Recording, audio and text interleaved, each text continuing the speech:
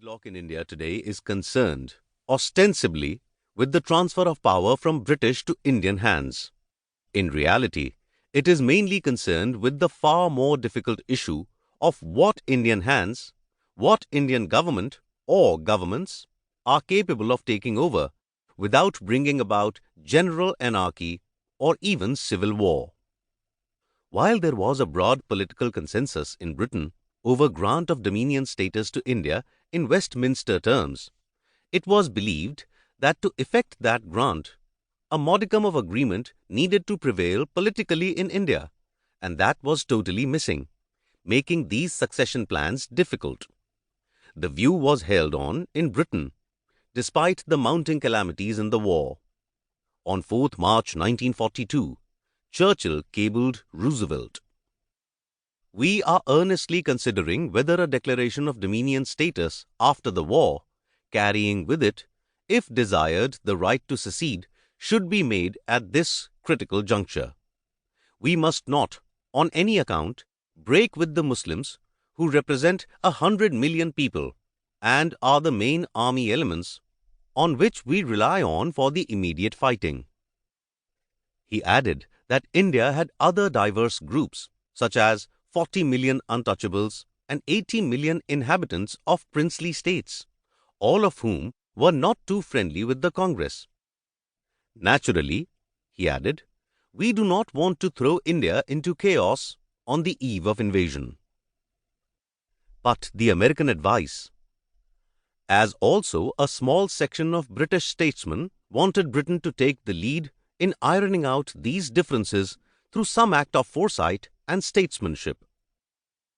Roosevelt replied to Churchill's cable on 10th March 1942, suggesting the setting up of what could be termed a temporary government in India, headed by a small representative group that could be recognized as a temporary dominion government. Some such method, Roosevelt hypothesized, might give a new favorable slant in India itself, and it might cause the people there to forget hard feelings, to become more loyal to the British Empire, and to stress the danger of Japanese domination, together with the advantage of peaceful evolution as against chaotic revolution. The British public opinion and the Labour Party lobby within the cabinet was inclined towards greater freedom for India. In a memorandum to the War Cabinet on 2nd February, Clement Attlee, the Lord Privy Seal, suggested that Britain send to India someone of standing who could be entrusted with the express task of bringing Indian political leaders together. "There is," he said, "precedent for such action.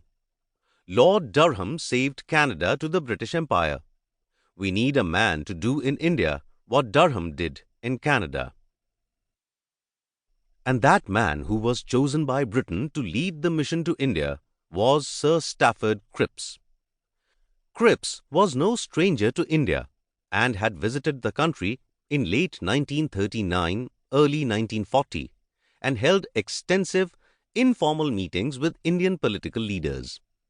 He had been particularly friendly with Nehru and wanted to use that old bonhomie to create history both for himself and for the subcontinent. Cripps was handed a draft declaration by the War Cabinet to discuss with Indian leaders across the political spectrum the issue of dominion settlement for India, albeit after the war.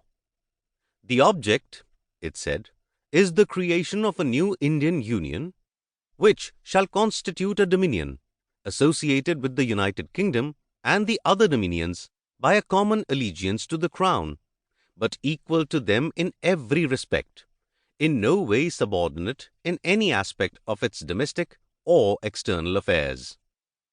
The new union was free to decide its relationship with other members of the Commonwealth and even choose to secede, if it so wishes. It stipulated the formation of a body to create the constitution after the creation of the new union. Indian states would be invited to appoint representatives on the basis of population proportions. Further, in an attempt to assuage the Muslim League, it held that those in